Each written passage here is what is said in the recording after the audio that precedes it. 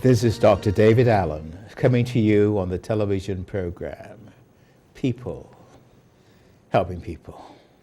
Tonight we have a very special program for you. And it's particularly special for me because Andre Chappelle I've known for a long time.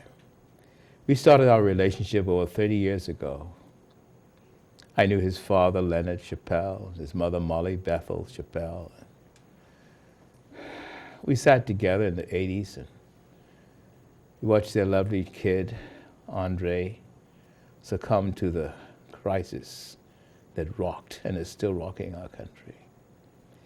And yes, I've bled with his family and bled with Andre. I've seen him go up, I've seen him go down. And I've seen him live homeless, I've seen him wounded.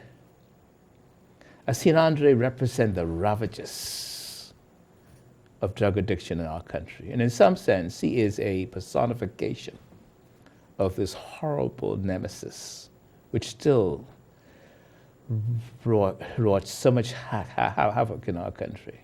In fact, marijuana now, a lot of our kids are using it.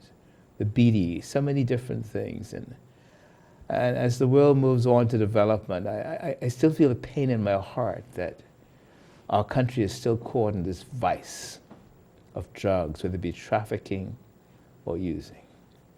But tonight with Andre, it's not me interviewing him, it's us talking together because Andre's an expert on drug addiction and drug use.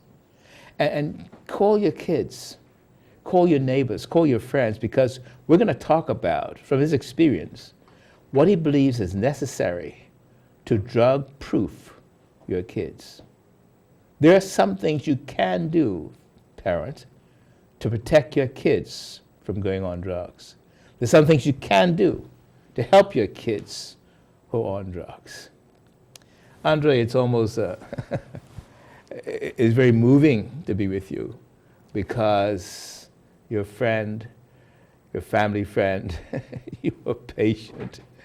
I watch you living homeless, and many a day I cry and wonder how this happened. My wife, who taught at the College of the Bahamas, would see you there, and she'd come home and say, I saw Andre today, and she just mentioned. Then some years ago, you claimed it came to my house with Clint Kemp to start now what is called NPCC. That's right. Two beautiful, handsome young men. I remember walking out by the sea and looking at the water, and there's so much history, but you're here. Yes, I am. Alive, off drugs. What would you want to say to your Bahamian people? What I would say that there is always hope, no matter whatever the circumstances or the situation is. And no matter what you're going through right now, you might seem that there's no light at the end of the tunnel, but I'm here to say that there is a light, that there is hope. I was brought from the gutter to where I am today by Jesus Christ. There's always hope, you know. What was it like to live homeless in Nassau? It is an adventure, I'll guarantee you that. Now you lived in a specific place, right? Yes, I was in the Oaksfield area. And the Wendy's? I kind of moved back and forth. Some nights I would sleep at Wendy's, I would be at McDonald's or the gas station, depending on the weather. Did you use a blanket or? Newspaper, mostly. I would have blankets, people would bring me a blanket, but I would leave it somewhere, and the next thing you know, someone else would take it. And then what happens if it rained? Well, that's depending on where I would sleep as far as covering was concerned. If it was raining, then I would move to the gas station or by the bank, just so I could have cover. That's why weather really dictated to me where I slept that night. Were you scared? After a while, you become cautious. It's like you have preventive measures to eliminate or to mitigate a lot of the things that you'd be exposed to. But sure, there's scary moments when it's just you and one other person, and he's asking you for what you got. You know, you got to make a decision. You're going to make a stand or you're going to run. And fortunately for myself, I knew how to run. Mm. And Andre, you know, as you lie there sleeping in the open air in a homeless way, and you came from Life at Key. Yes. You were sent to boarding school. You skied, I think, in Peru. In South America, South right, America, in Chile. You were brought up with all the pomp and circumstance of wealth. Yes, yes, I was. Remember your parents praying for you. As that comes back to you, what effect does it have on you as you lie there homeless? Did you ever think of them? Sure I did. I used to think about my history and the experiences that I'd had and how fortunate that had been exposed to all of the finer things in life. But all of those finer things in life, you see, they were just trappings that really didn't fill a void that was inside of my life. You know, all of those material things, the clothing, the jewelry, the cars, the boats, they were all nice and fine, but they didn't make me happy. And so what are you telling our Bahamian people? Because, you know, we're very materialistic. Extremely. What are you saying to them? Well, what I'm saying is, you see, they're basically, those trappings, those things, they don't fill the void that's inside of us. And I tried with all of these things to stuff myself, to make myself feel whole. But I wasn't, because there was a part of me missing. So you're saying a parent giving the child all the material things, it's not going to fill what the child wants? Well, no, I don't believe so. I don't believe so. And even more than that, giving the child things, how much are they going to appreciate it? I had the toys, whatever. I had my first golf cart when I was 12 years old. But I really didn't appreciate any of those things because I didn't have to work, or I didn't even understand the value of those things. At 16, I was wearing a $15,000 solid gold watch. But for me, it was just another watch. I had no sense of what it was valued at. And if I didn't know what those things were valued at, I couldn't see the value in myself. And then I remember one time you were attacked at night. Was it Fort Montague? Yes. What happened there? That was January of 1996. I was working up at Montague Ramp, and there was a man who used to drop me up there to clean off his conch stand. And while I was up there, a car pulled by and two guys came out. One of them stayed by the car. The other guy came at me with two cutlasses and started to chop me up. And as he approached me, I threw up my arms and blocked him off because he was trying to take my head off. And then I fell back, and that's when he came at me again. And then I used my legs and kicked him off. And then when I kicked him off, I got up to try and run, but my legs, my knees, my ankles, half of my ankle was hanging off. I couldn't run. Half of your what? Half of my ankle was severed. My Achilles tendon was cut. Half of my foot was dangling off. And they cut your arm too. They cut my arms.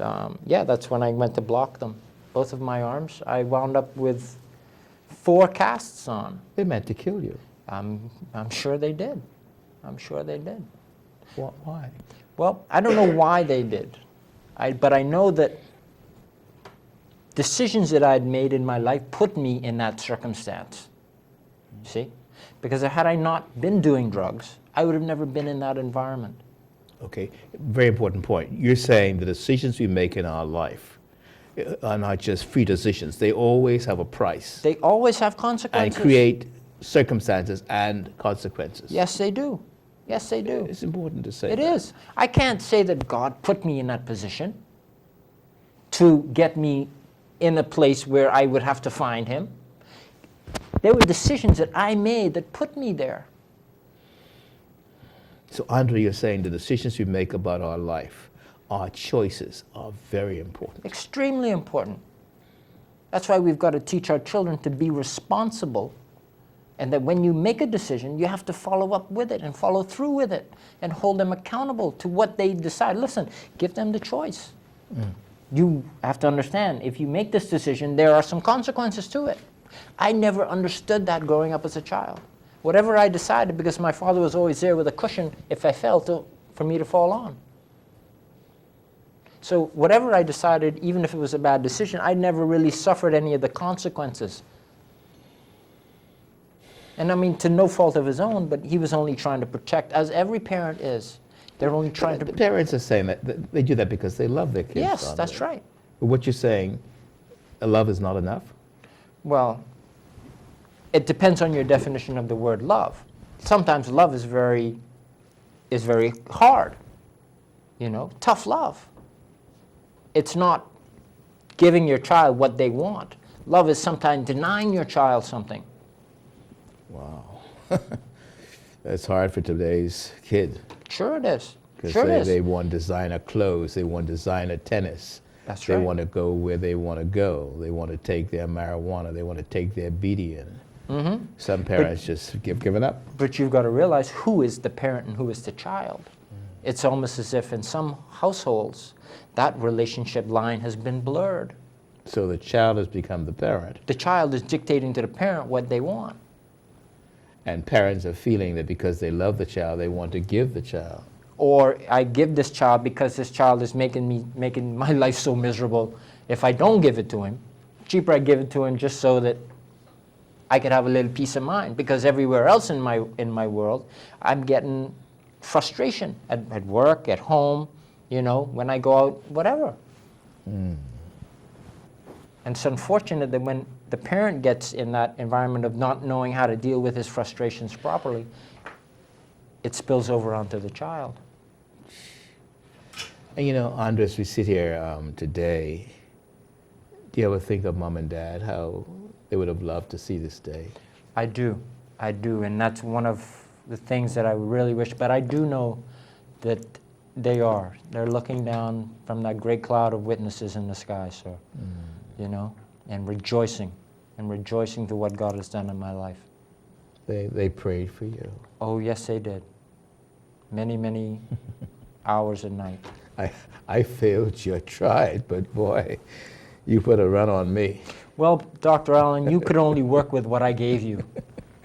I was thinking about it earlier this afternoon.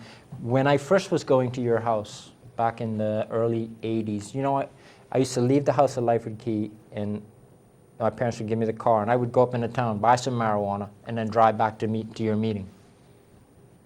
That's right. You knew Chris Finlayson in my group at That's right. the Sisters of Charity Convent. Yes, sir. Chris was a wonderful, wonderful young man. Yeah, Chris died too. Yeah, he did. He did. My parents used to, they got him to be a bodyguard for me. Andre Chappelle, the personification of our major problem, drug addiction, the Bahamian nemesis. We're going to take a break and be right back.